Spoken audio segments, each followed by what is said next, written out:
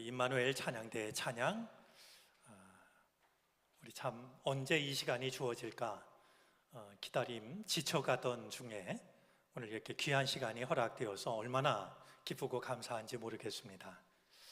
우리 하나님께서 여러분들을 건강으로 돌봐주셔서 하나님을 찬양하는 이 은혜가 주님 품에 안기는 그 시간까지 변함이 없으시게 되기를 바랍니다.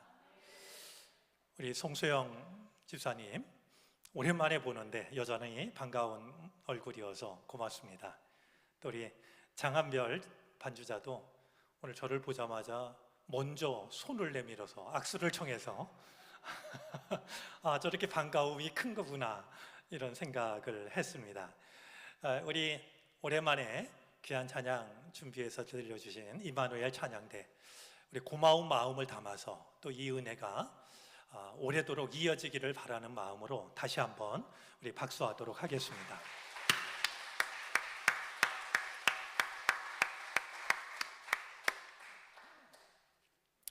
점심 맛있게 드셨습니까? 네. 우리 밥도 정말 오랜만에 먹는데요. 오늘 이렇게 아가페실에 내려가서 식사하시는 모습을 보니까 밥을 안 먹어도 배가 부르겠더라고요.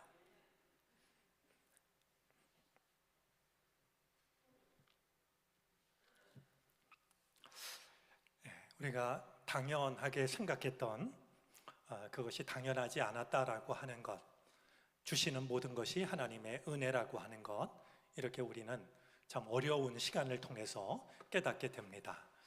우리 정성으로 점심을 차려주신 아가페 위원회 감사를 드리고요, 또 설거지하느라고 수고하신 손길에도 감사를 드립니다. 우리 음식을 음식 쓰레기 생기는 걸 그래도 우리가 좀 줄이자라는 마음으로 반찬을 최소화하기로 했습니다. 그래도 세상에서 제일 맛있는 밥을 우리가 주일마다 점심시간에 먹게 될 줄로 압니다. 왜냐하면 사랑하는 교우들과 마주 앉아서 얼굴 대하고 이야기를 나누고 웃으면서 식사를 하기 때문일 거라고 여겨지는데요, 거기에 이 식사를 준비한 분들의 따뜻한 정성이, 사랑이 담겨 있기 때문에 세상에서 가장 맛있는 밥을 우리는 먹고 있는 겁니다. 그런 점에서 우리가 아이들처럼 반찬 투정하지 않았으면 좋겠고요, 우리 맛있게 먹으면서 서로 사랑하고 아끼는 마음을 우리 서로 충분히 나눌 수 있게 되기를 바랍니다. 오늘 저희 찬양단에서도 찬양을 준비해 주셔서 감사합니다. 저희가 주일 오후에 다른 일정이 있는 분들이 있습니다. 그래서 예배를 2시에 시작하기 위해서 2시까지 찬양을 드리기로 이렇게 부탁을 했습니다. 그런 얘기는 우리가 조금 일찍 모이면 모일수록 찬양을 더 많이 할 수 있게 된다는 의미입니다. 그러니까 식사하시고 얘기 나누시다가 이제 찬양하는 소리가 난다 싶으면 얼마든지 올라오셔서 함께 찬양 드리시고 또 말씀 나누고 이런 은혜를 누릴 수 있었으면 좋겠습니다. 우리 특별히 예그린 우리 청소년부 우리 합창팀, 찬양팀이 같이 찬양을 드리게 돼서 그 또한 뜻깊은 일이라고 여겨집니다. 우리 자라나는 청소년들이 젊었을 때부터 하나님을 찬양하는 이런 기쁨을 누릴 수 있기를 바라고요, 연배를 떠나서 한마음으로 드리는 찬양이 그만큼 은혜로운 찬양이 되어질 수 있었으면 좋겠습니다.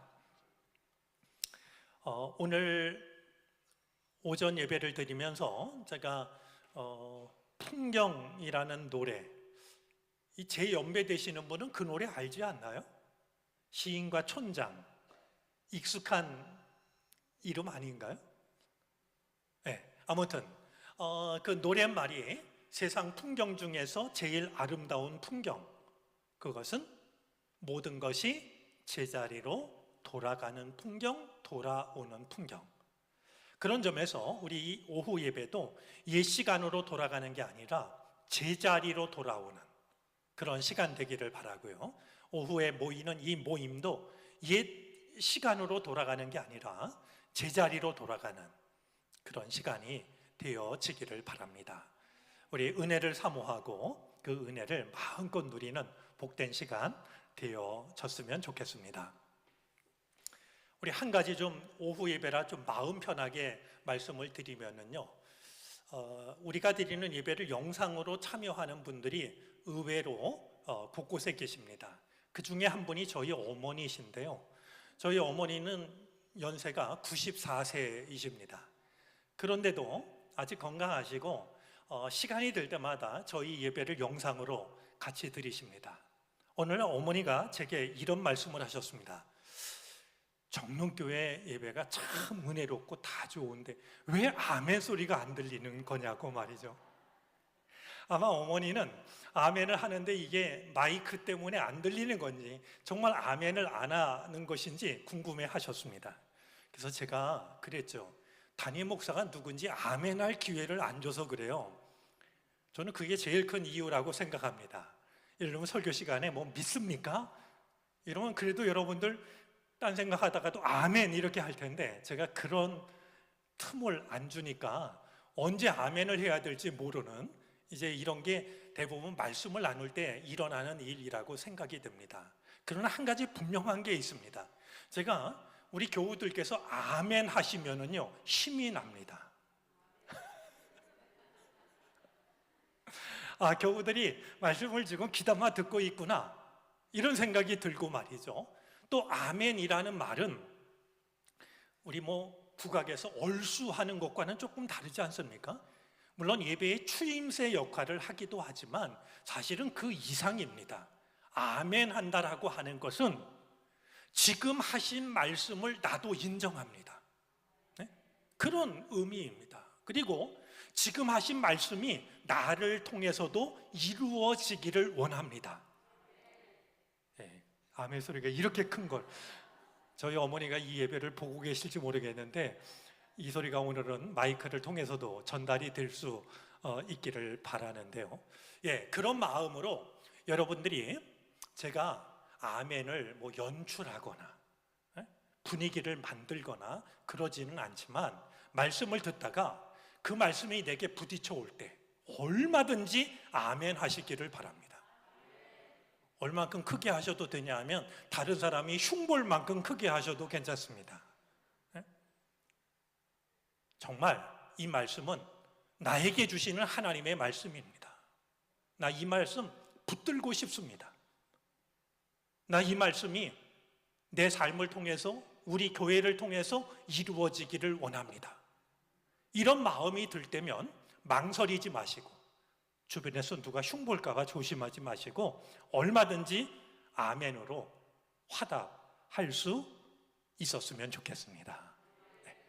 제가 앞으로도 믿습니까? 이런 거 따로 하지 않겠지만 여러분들이 말씀을 들을 때 마음에 부딪혀 오는 순간마다 얼마든지 아멘으로 화답하는, 그래서 저는 사실은 그렇게 의도된, 연출된 아멘은 어색하게 여기고요. 그냥 마음에서 우러나오는 아멘이 그게 은혜로운 아멘이다 이런 생각을 하는데, 그런 생각을 하면서도 한 가지 담임 목사로서 조심스러운 게 있어요. 뭐냐 하면 정릉교회 처음 예배 드리러 왔는데 예배를 드려보니까 아무도 아멘을 안 하면 그들이 생각할 때는 우리의 예배가 덜 은혜롭다라고 생각하기가 쉽습니다. 그런 오해를 우리가 일부러 살 것은 없으니까요. 여러분들이 얼마든지 아멘 하는 일에 주저하지 않기를 바라고요. 그것이 오히려 마음속에 은혜가 되는 그런 모든 예배 시간이 되어지기를 바랍니다. 우리 황성화 권사님 뒤에 앉아 계신데 저희 찬양단 앞으로 은혜로운 찬양 기대하겠습니다. 네, 잘 부탁을 드립니다. 여러분들이 혹시 입원하신 분들 혹은 금식을 하신 경험이 있는 분들은 경험을 통해서 잘 아실 거라고 여겨집니다. 병원에 입원해서 음식을 제대로 못 먹은 사람이 퇴원을 하고 나면 내가 먹고 싶었던 음식을 한꺼번에 먹을 수가 없습니다. 먹고 싶어도 참아야 됩니다. 금식도 마찬가지입니다. 그래서 금식한 사람들은 내가 금식한 날수만큼 보호식을 하라고 권합니다. 내가 일주일 동안 금식을 했으면 일주일 동안 음식을 조심해서 먹으면서 내 몸을 추스리는 시간을 가지라는 것이죠.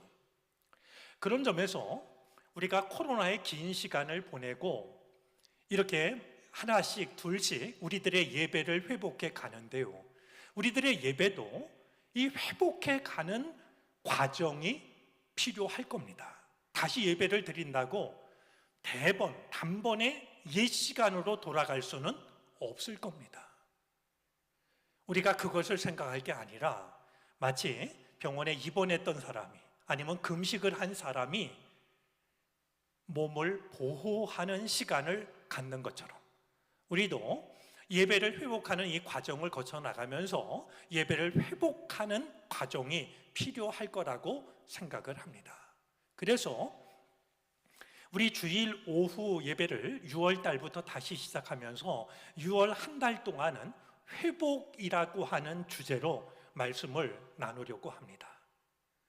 이제 정말 긴 시간 끝에 우리가 오후 예배를 드리게 됐는데요, 오후 예배를 통해서 그동안 우리가 하고 싶어도 하지 못했던, 드리고 싶어도 드리지 못했던 그런 찬양 예배, 이것을 하나씩 회복해 가는 마음으로 우리 말씀에 귀를 기울이는 시간을 갖도록 합니다.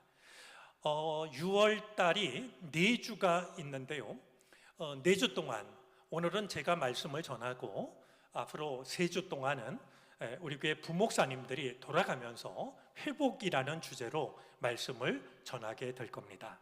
조금은 편안한 마음으로 내 믿음을 회복하고 예배를 회복하는 그런 시간으로 삼을 수 있게 되기를 바랍니다.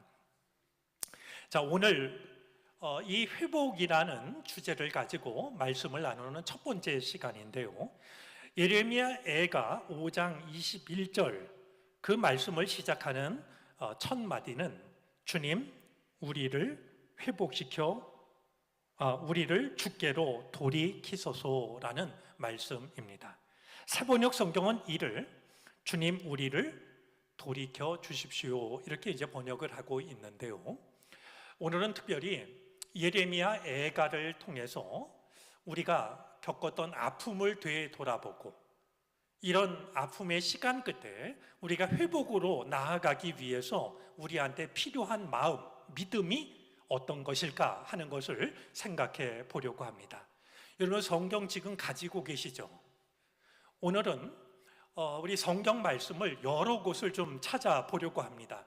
제가 많은 말씀을 드리는 것보다도 이 예레미야 애가에 담겨 있는 말씀을 우리가 하나하나 보면서 말씀을 통해서 은혜를 우리가 경험하기를 원하는데요, 먼저 이 예레미야 애가에 대해서 제가 잠깐 설명을 드리고 이 말씀이 가지고 있는 의미를 살펴보도록 하겠습니다. 이 예레미야 애가는요, 이스라엘 역사 중에서 기원전 587년에 예루살렘 성이 바벨론에 의해서 함락이 됩니다. 바로 예루살렘 성이 함락이 되었을 때에 그 함락이 된 상황 속에서 슬픈 마음을 노래하고 있는 것이 예레미야 애가가 됩니다. 그러니까 한마디로 얘기를 하면은요, 이 예레미야 애가는 나라를 빼앗기고 바벨론 포로로 끌려간 포로지에서 부른 노래라기보다는 폐허지에서 무너져서는 안 될 것이 무너진 그 잿더미 위에서 하나님께 슬픈 마음을 털어놓고 있는 것이 예레미야 애가라고 생각하시면 되겠습니다. 오늘 이 상황이, 그러니까 예루살렘 성이 함락된 이 상황이 예레미야서 52장 4절부터 17절까지에 담겨져 있는데요, 특별히 열왕기하 24장 말씀을 보면 이 바벨론의 느부갓네살 왕이 예루살렘 성을 포위하기 시작한 때가 언제이냐면 그게 바로 BC 587년입니다. 그 성경에 의하면은요, 이 포위 기간이 얼마나 이어졌냐 하면 18개월 동안 이어집니다. 18개월이면 몇 년, 얼마 정도 될까요? 1년 반. 아무리 이 성이 든든하다 할지라도 1년 반을 적군이 와가지고 에워싸고 있으니까요, 가지고 있는 식량 다 떨어졌습니다. 그 안에서 일어날 일들은 어렵지 않게 짐작을 하게 됩니다. 그 끝에 결국은 586년 5월 달에 완전히 함락이 되고 마는데요, 이렇게 예루살렘 성이 이방인들에 의해서 완전히 함락이 되었을 때 그 슬픈 마음을 하나님 앞에 털어놓고 있는 것이 바로 예레미야 애가가 된다. 이런 이해가 우리한테 필요합니다. 여러분들 성경 좀 보시겠습니까? 1장과 예레미야 애가는 1장부터 5장까지 되어져 있습니다. 그런데 한번 성경을 찾아보십시오. 1장, 2장, 4장이 같은 말로 시작이 됩니다. 1장, 2장, 4장이 어떤 말로 시작이 됩니까? 슬프다라는 말로 시작을 합니다. 이 슬프다라는 말이 사실은 히브리어 성경책의 책 이름이 됩니다. 여러분, 히브리어 성경은요, 각 권의 책의 제목이 그 책의 첫 단어가 그 책의 책 이름이 됩니다. 그런 점에서 이 예레미야 애가의 히브리어 성경책 이름은 슬프다라고 하는 에카라는 말이 이 예레미야 애가의 책 이름이 되는 겁니다. 자, 그런데요, 이 히브리어 성경을 이제 헬라어로 옮긴 성경이 이제 70인역 성경입니다. 근데 이 70인역 성경에서는요, 역대하 35장 25절을 따라서 이 책의 이름을 예레미야 애가라고 정하게 됩니다. 참고로 라틴어 성경에서는요, 이 책의 이름이 그냥 애가라고 되어져 있습니다. 우리 성경은 예레미야 애가라고 붙이고 있지만 히브리어 성경은 슬프다, 에카라는 말을 사용하고 있고, 헬라어 성경은 예레미야 애가라고 부르고 있고, 라틴어 성경은 그냥 애가라고 부르고 있다. 역시 마음에 두면 좋을 것 같습니다. 자, 그런데요, 이 에카라는 말의 뜻은 뭐냐 하면, 슬프다라는 이런 단어의 뜻보다는 에카라는 이 말은, 여러분, 에카라는 말을 우리말로 옮기면 아이고, 아마 제일 가까운 말일 겁니다. 아이고, 이를 어째? 우리가 탄식하면서 나도 모르게 내뱉는 말들 있지 않습니까? 뭐 예를 들면 으악, 이런 것도 비명소리에 가까운 것도 좋고요. 이를 어째? 아이고, 이런 의미를 가지고 있는 말이 됩니다. 그러니까 이 애가는 말씀드린 것처럼 이스라엘 백성들이 겪은 이 슬픔이 얼마나 큰지 마치 비명을 지르듯이 탄식 소리를 내듯이 말이죠. 에카라는 말로 시작이 되고 있고, 이 에카라는 말은 이를 어째? 아이고, 이런 의미를 가지고 있는 말이 바로 1장, 2장, 4장을 시작하는 슬프다라는 말이 가지고 있는 뜻이라고 하는 것도 우리가 생각하면서 말씀을 대했으면 좋을 것 같습니다.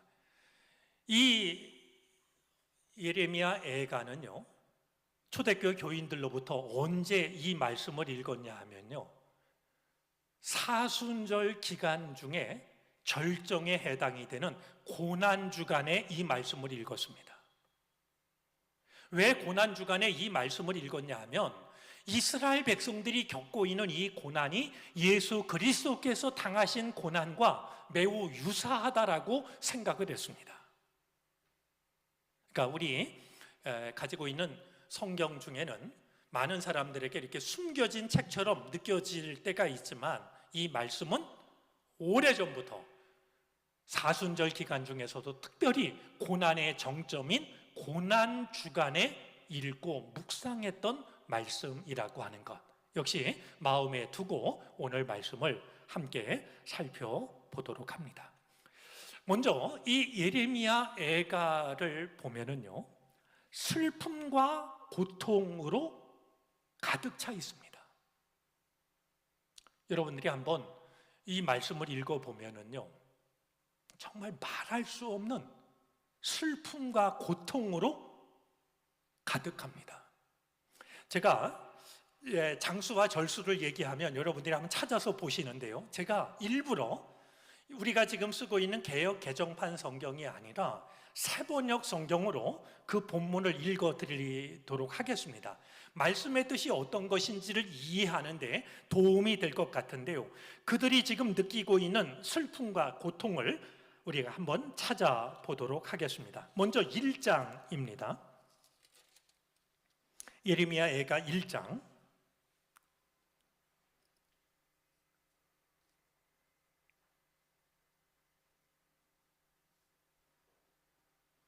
4절 말씀을 한번 보겠습니다.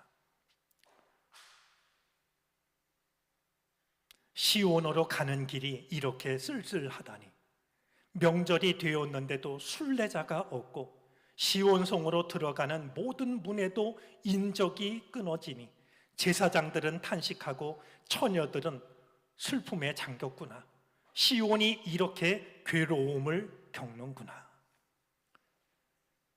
11절입니다. 예루살렘 온 백성이 탄식하며 먹거리를 찾습니다. 목숨을 이으려고 폐물을 주고서 먹거리를 바꿉니다. 주님, 이 비천한 신세를 살펴주십시오. 16절입니다. 이 일로 내가 우니 눈에서 눈물이 물처럼 흐른다. 내가 생기를 되돌려주고 위로하여 줄 이가, 내게 생기를 되돌려주고 위로하여 줄 이가 가까이에 없다. 원수들이 우리를 이기니 나의 아들 딸들이 처량하게 되었다. 20절입니다. 주님, 나의 절망을 살펴주십시오. 애간장이 다 녹습니다. 내가 주님을 얼마나 자주 거역하였던가를 생각하면 심장이 터질 것 같이 아픕니다. 거리에는 칼의 사륙이 있고 집안에는 사망이 있습니다. 22절 하반절입니다. 끝없는 이 한숨 소리, 심장이 다 멎을 듯 합니다. 2장으로 넘어가 볼까요? 2장 12절입니다.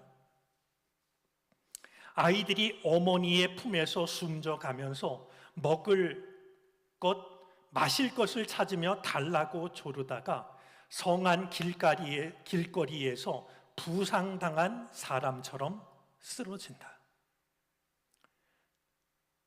13절 하반절입니다. 내 상처가 바다처럼 큰데 누가 나를 낫게 할 수 있겠느냐. 우리 5장으로 넘어가 볼까요? 5장입니다. 5장 3절 말씀입니다. 우리는 아버지 없는 고아가 되고 어머니는 홀어미가 되었습니다. 우리 9절부터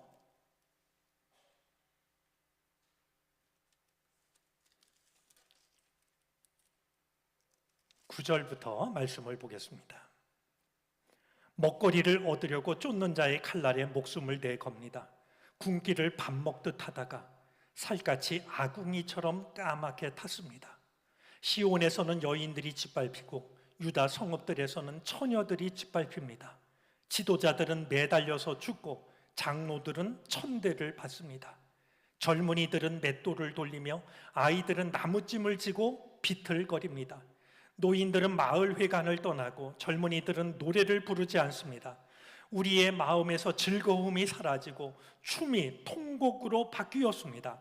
머리에서 면류관이 떨어졌으니 슬프게도 이것은 우리가 죄를 지었기 때문입니다. 나라를 빼앗기고 예루살렘 성전이 무너진 그 아픔이 예레미야 애가 곳곳에 담겨져 있는 것을 확인하게 됩니다.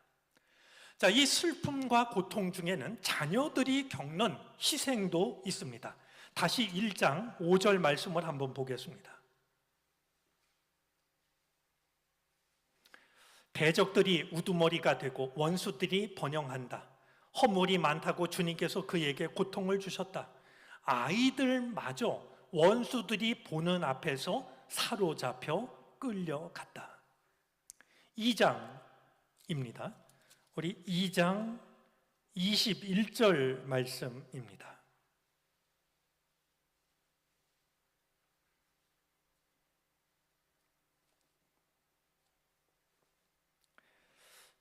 젊은이와 늙은이가 길바닥에 쓰러지고 처녀와 총각이 칼에 맞아 넘어집니다.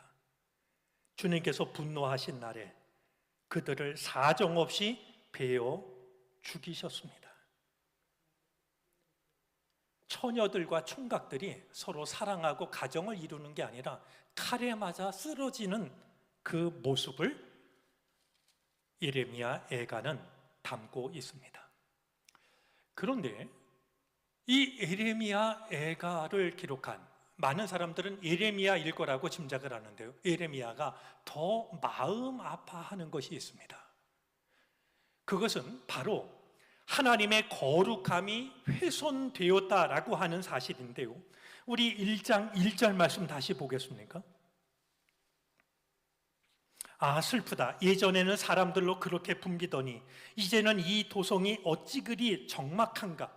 예전에는 문나라 가운데 으뜸이더니 이제는 과부의 신세가 되고, 예전에는 모든 나라 가운데 여왕이더니 이제는 종의 신세가 되었구나.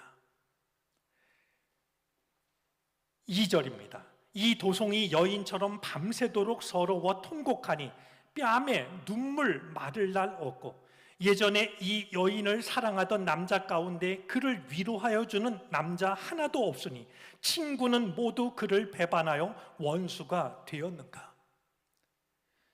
예루살렘 성이 누리던 이 영광이 온데간데 없이 사라진 것을 탄식하고 있습니다. 8절 말씀입니다. 예루살렘이 그렇게 죄를 짓더니 마침내 조롱거리가 되었구나. 그를 떠받들던 자가 모두 그 벌거벗은 모습을 보고서 그를 업신 여기니 이제 한숨 지으며 얼굴을 들지 못한다. 예전에는 하나님을 섬기는 백성이라고 존경을 받던 사람들인데요, 이제는 벌거벗은 채 말이죠, 사람들의 조롱거리로 전락을 당하고 말았습니다. 우리 17절 말씀을 볼까요? 시온이 손을 들어 빌었으나 그를 위로하는 사람 아무도 없구나. 주님께서 사방에 있는 적들을 시켜서 야곱을 치게 하셨으니 사람들은 예루살렘을 더러운 성으로 여기는구나. 하나님을 예배하는 이 아름다운 성을 이제는 사람들이 더러운 성으로 여기고 있는 것을 아파합니다. 우리 2장 1절입니다. 아, 슬프다. 주님께서 어찌 이렇게 진노하셔서 도성 시온의 앞날을 캄캄하게 하셨는가. 어찌하여 예루살렘의 영광을 하늘에서 땅으로 던지셨는가. 진노하신 날에 주님께서 성전조차도 기억하지 않으시다니. 모든 것이 다 허물어진 이 폐허 더미를 보면서 이제는 하나님께서 예루살렘 성전조차도 기억하지 않는구나, 탄식을 하고 있는 모습을 확인하게 됩니다. 자, 이런 와중에 지금 이 말씀을 기록한 예레미야도 그의 마음, 그의 믿음이 마구 흔들리는 것을 확인하게 됩니다. 우리 3장 10절부터 18절까지 말씀입니다. 3장 10절부터 18절까지인데요. 주님께서는 엎드려서 나를 노리는 공과 같고 몰래 숨어서 나를 노리는 사자와 같으시다. 길을 잘못 들게 하시며 내 몸을 찢으시며 나를 외롭게 하신다. 주님께서 나를 관역으로 삼아서 활을 당기신다. 주님께서 화살통에서 뽑은 화살로 내 심장을 뚫으시니 내 백성이 모두 나를 조롱하고 온종일 놀려댄다.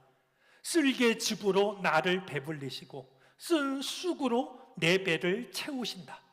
돌로 내 이를 바수시고 나의 얼굴을 땅에 비비신다. 내게서 평안을 빼앗으시니 나는 행복을 잊고 말았다. 나오느니 탄식뿐이다. 이제 내게서는 찬란함도 사라지고 주님께 두었던 마지막 희망마저 사라졌다.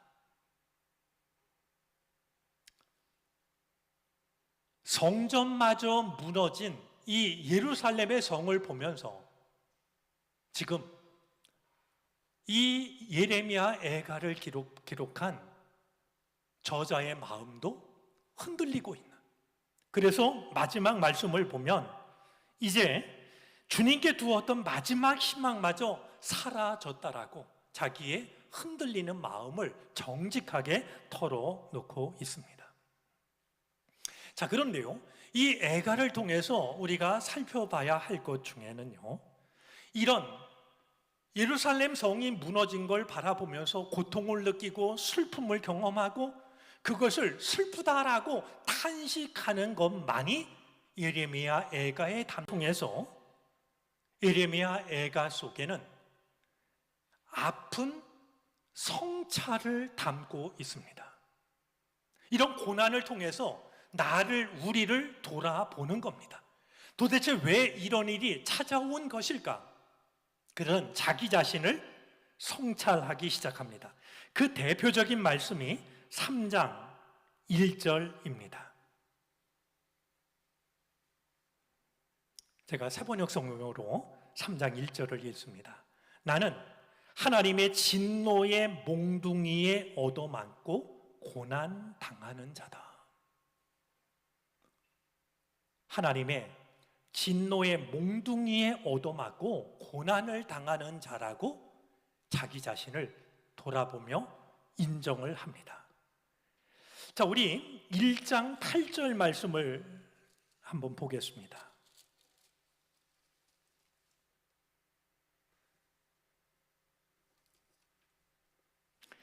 우리 다시 한번 1장 8절 말씀, 우리 상반절을 여러분이 가지신 성경으로 한번 다 같이 읽어보도록 하겠습니다. 예루살렘이 크게 범죄함으로 조석거리가 되었으니. 네, 거기까지입니다. 지금 이방 사람들에게 조롱거리가 된 이유를 뭐라고 말하고 있냐 하면 바로 크게 하나님 앞에 크게 범죄함으로 우리가 조롱거리가 되었습니다. 지금 왜 자신들이 이런 고난을 받을 수밖에 없는지를 그들은 아픈 마음으로 돌이켜보는데요, 우리가 하나님 앞에 큰 죄를 지었기 때문에 이런 고난을 당하고 있다라고 인정하고 있는 겁니다. 14절 말씀을 한번 볼까요? 1장 14절입니다. 주님께서 내가 지은 죄를 묻고 얽어서 멍에를 만드시고 그것을 내 목에 얹어서 힘을 쓸 수 없게 하셨다. 지금 자신들이 당하고 있는 모든 고난이 바로 자신들이 저지른 죄에 대한 하나님의 심판이라고 하는 것을 인정합니다. 우리 저 뒤로 가서 5장 16절을 한번 보시겠습니까?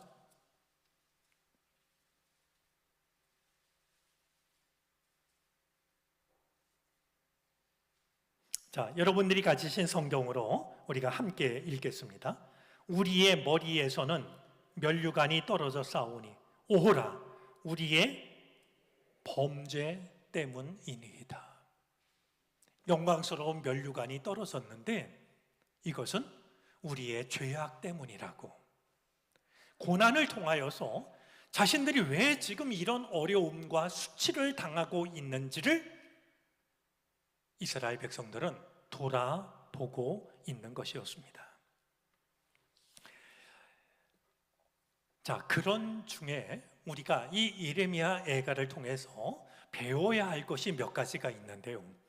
그 중에 한 가지는 그들은 이런 큰 슬픔 중에서도, 큰 환난 중에서도 그 슬픔을 정제된 슬픔으로 드러내고 있다는 사실입니다.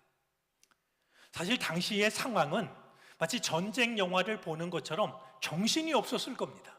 그러나 예레미야 애가를 보면은요, 자신들이 당하고 있는 고난 그리고 감당하기 힘든 슬픔을 정제된 마음으로 표현합니다.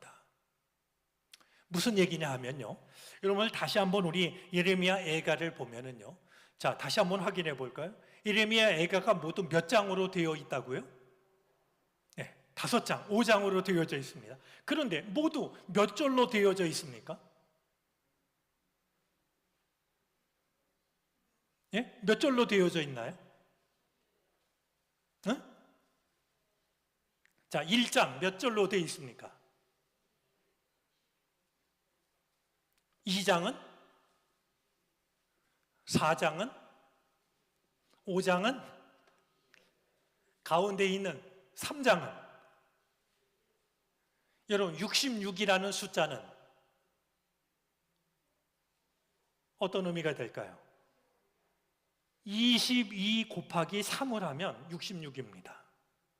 자, 무슨 얘기냐면요, 이 예레미야 애가는요 히브리어 알파벳을 따라서 시를 지은, 그래서 우리가 그것을 흔히 전문적으로 얘기하기에는 두운법이라고 얘기를 합니다. 우리로 말하면 이런 겁니다. 1절은 기역으로 시작되고요, 2절은 니은으로 시작되고 3절은 디귿으로 시작하고 가나다 순으로 이 말씀을 기록한 겁니다. 그래서 히브리어 알파벳 숫자를 따라서 모두 22절로 되어져 있습니다. 다만 예외가 있습니다. 5장은 이 알파벳 순서를 따르고 있지 않습니다. 1장, 2장, 3장, 4장은 알파벳 순서를 따라서 그걸 두음법이라고도 이야기를 하고 답관체라고도 말하는데요, 두음법, 답관체로 기록이 되어져 있습니다. 그러면 3장은 66절까지 되어 있는데요, 3장은 어떻게 되어 있을까요? 이야기한 것처럼 알파벳 순서를 따라서 3장이 기록되어 있는데요, 모두 66절 아닙니까? 자, 그런 면에서 알파벳마다 3절씩 노래를 합니다. 자, 1절부터 3절까지는 기역, 4절부터 6절까지는 니은, 이런 식으로 모두 알파벳 순서를 따라가면 몇 절이 되냐 하면 66절이 되는 겁니다. 자, 마음은 괴롭게 그지었고 상황은 모든 희망을 잃어버렸지만 이 시인은 지금 잿더미에 앉아가지고 그냥 아이고 아이고 이러면서 울기만 하는 게 아니라 자신의 슬픈 마음을, 절망스러운 마음을 문학적인 표현 방법을 통해서 드러내고 있는 겁니다. 자기의 감정을 절제하면서 그 마음을 하나님께 노래로, 하나님께 기도로 바치고 있는 것이죠. 우리가 코로나 시간을 보내고 있는데요, 이럴 때일수록 그냥 정신없이 끌려만 갈 게 아니라 우리는 이 시간의 의미가 무엇인지를 성찰할 필요가 있고요, 또한 우리들의 마음을 정돈할 필요가 있습니다. 그래서 정제된 마음으로 우리에게 주어진 이 시간의 의미를 우리는 정리할 필요가 있는 겁니다. 또 하나 우리가 예레미야 애가를 통해서 주목해야 할 것이 있습니다. 자, 말씀을 드린 것처럼 예레미야 애가는 1장, 2장, 4장이 슬프다라는 말로 시작이 되는데요. 이 예레미야 전체를 보면은요, 이 예레미야 애가를 기록한 사람은 슬픔 그리고 절망적인 탄식으로 시작을 하지만 하나님께로 돌아간다라고 하는 기도로 마치고 있는 걸 확인할 수가 있습니다. 탄식으로 시작해서 하나님을 신뢰하는 기도로 예레미야 애가를 마칩니다. 자, 하나님께 매달리는 이 간절한 기도가 3장 21절부터 33절까지 담겨져 있는데요. 우리 한번 예레미야 3장 찾아보도록 하겠습니다.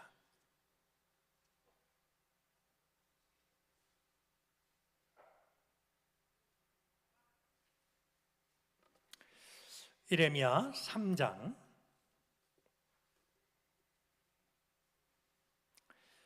우리 21절부터 말씀을 제가 읽도록 하겠습니다. 세번역 성경으로 읽습니다.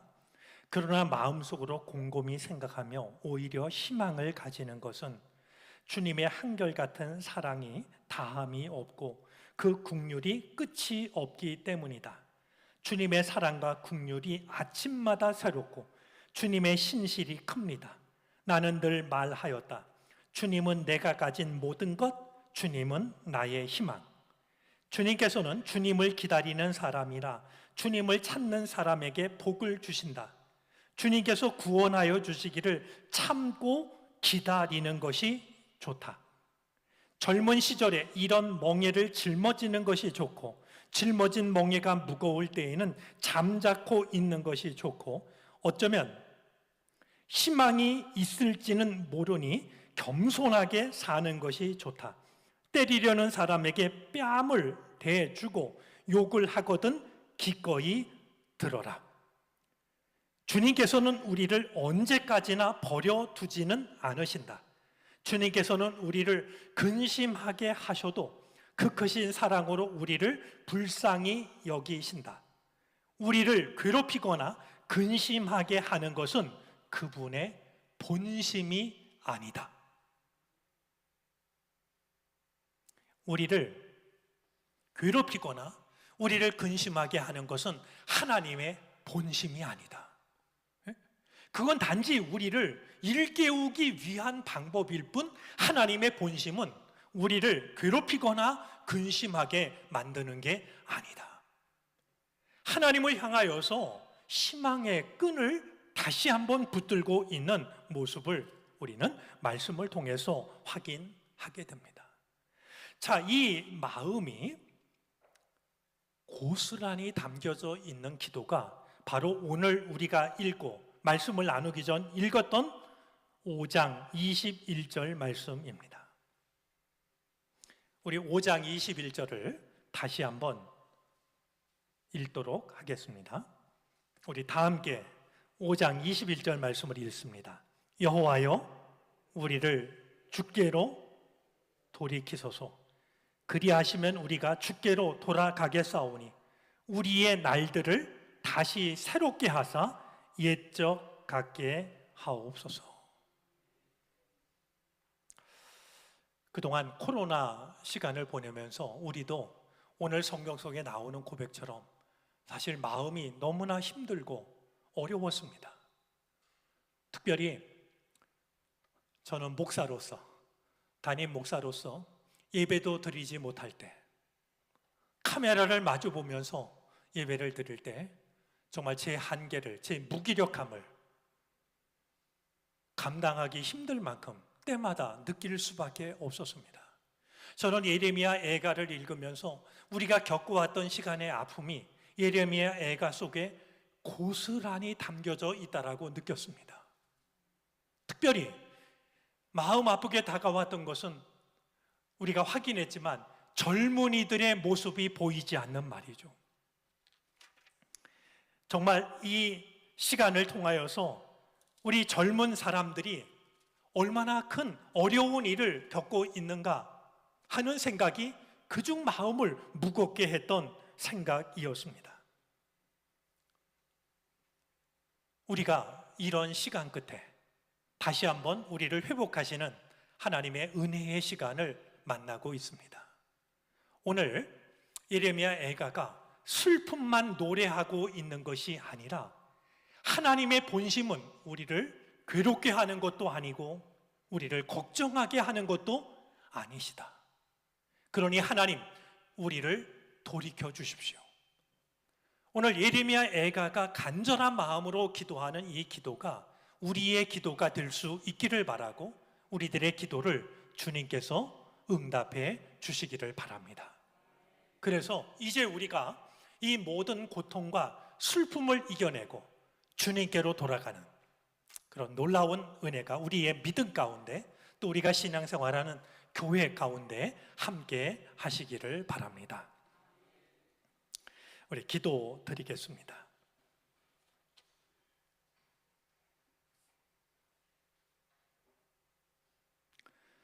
우리가 겪어온 코로나19의 시간은 예레미야 애가에 담긴 모습과 다를 것이 없었습니다. 많은 것들이 허물어졌고 우리는 큰 고통을 겪어야만 했습니다. 우리의 힘으로 할 수 있는 것이 따로 없어 함께 마음 아파할 뿐 우리는 어떤 것도 바꾸지 못했습니다. 하지만 은혜를 주셔서 점심 식사를 하고 함께 모여 예배를 드릴 수 있게 해주시니 감사를 드립니다. 주님, 우리를 다시 돌이켜 주시니 감사합니다. 그동안 겪었던 괴로움과 아픔과 슬픔으로 인하여 우리 자신을 돌아보게 하여 주시옵시고 제자리로 돌아가는 우리가 되게 해 주시옵소서. 우리의 믿음이 온전히 회복되는 은총을 누리게 하여 주시옵소서. 주님, 못자국 난 손으로 우리들 한 사람 한 사람을 어루만지시고 회복시켜 주셔서 우리의 믿음이 주님께서 기뻐하실 만한, 주님께서 칭찬하실 만한 믿음의 자리로 나아가게 해 주시옵소서. 감사하며 예수 그리스도의 이름으로 기도를 드립니다. 아멘. 우리 교회 소식을 몇 가지